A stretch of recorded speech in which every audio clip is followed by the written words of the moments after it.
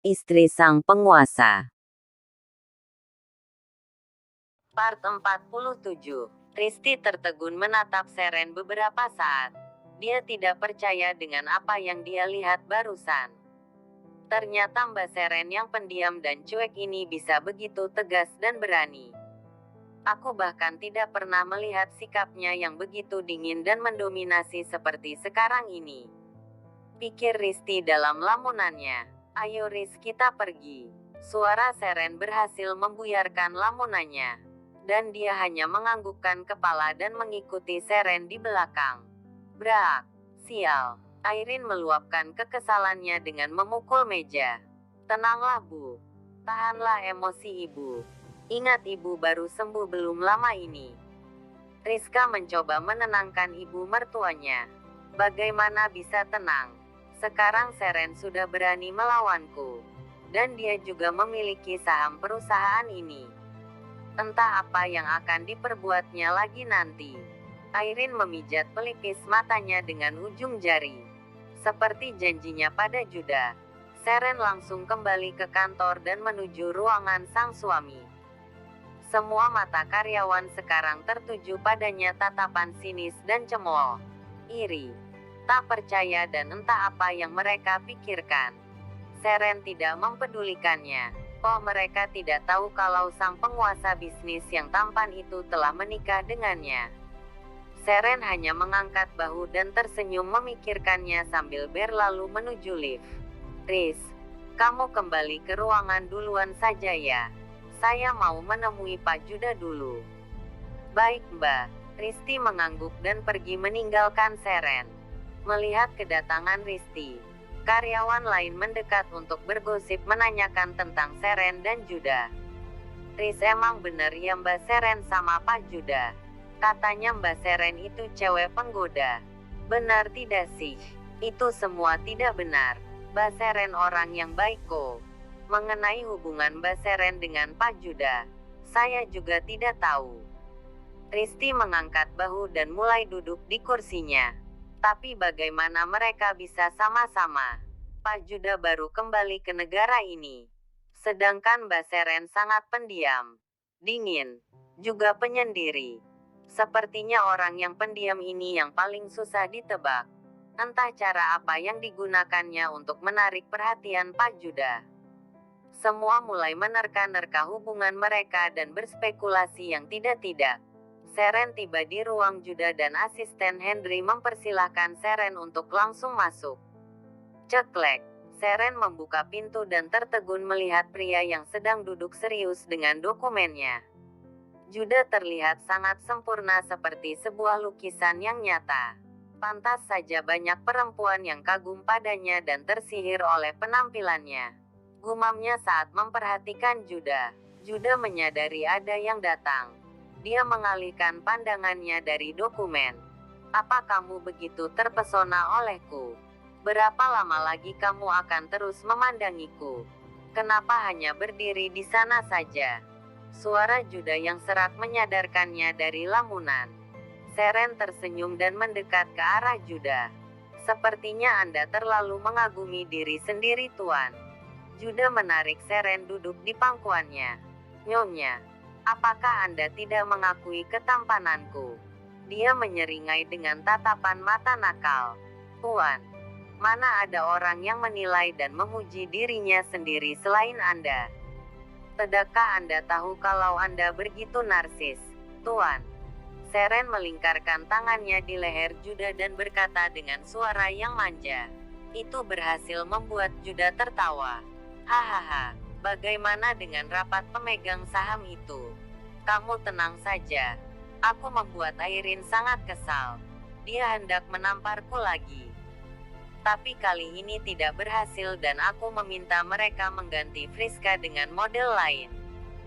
Juda hanya senyum dan fokus mendengarkan cerita sang istri. Bagus. Kamu semakin pintar sayang. Tapi Tuan, kurasa aku sudah berubah jadi wanita jahat sekarang. Seren menunduk dan memasang wajah cemberut. Sayang, itu adalah balasan untuk mereka yang sudah menyakitimu. Kamu tidak perlu sedih. Karena apapun yang terjadi, Aku akan selalu mendukungmu dan berada di sisimu. Aku tidak ingin melihat lagi kesedihanmu. Aku hanya ingin melihat senyumanmu. Judah menghibur Seren dengan tatapan dan nada suara yang lembut. Jahat itu hanya pendapat orang lain. Yang sebenarnya kamu lakukan bukanlah jahat, tapi setimpal. Kamu tidak memulai duluan. Merekalah yang meminta itu padamu. Kamu mengerti sayang. Jadi, jangan bebani pikiranmu dengan pikiran semacam itu lagi. Mengerti? Judah tersenyum dan menyentuh halus ujung hidung Seren dengan telunjuknya. Baiklah. Aku tidak akan memikirkan hal-hal semacam itu. Aku harus kembali ke ruanganku. Masih ada banyak pekerjaan yang harus kuselesaikan. Seren berdiri dari pangkuan Judah, menunggu jawaban dari sang suami. Setelah Judah menganggukkan kepala, dia pergi meninggalkan ruangannya. Jam pulang kerja Judah sudah menunggu Seren di mobil. Melihat Seren menuju ke arahnya, Judah segera menyambutnya dan membukakan pintu mobil. Sayang, apa yang kamu inginkan untuk makan malam kita? Judah menyetir mobil. Sebelah tangannya menggenggam tangan Seren. Pandangannya lurus ke depan. Sesekali dia menoleh ke arah Seren. Seren menoleh dan tersenyum. Aku ingin makan steak. Tapi aku ingin kamu yang membuatkannya untukmu. Baiklah. Sesuai keinginanmu. Ya, Judah memang pandai dalam memasak. Seringkali dia yang memasak sedangkan Seren hanya membantu atau sekedar menemani di dapur saja. Mereka tiba di rumah. Seren meletakkan tasnya di sofa dan membantu Judah melepas jas dan menggantungnya. Judah bergegas ke dapur untuk memasak disusul Seren kemudian. Judah menggunakan apron dan mulai memasak.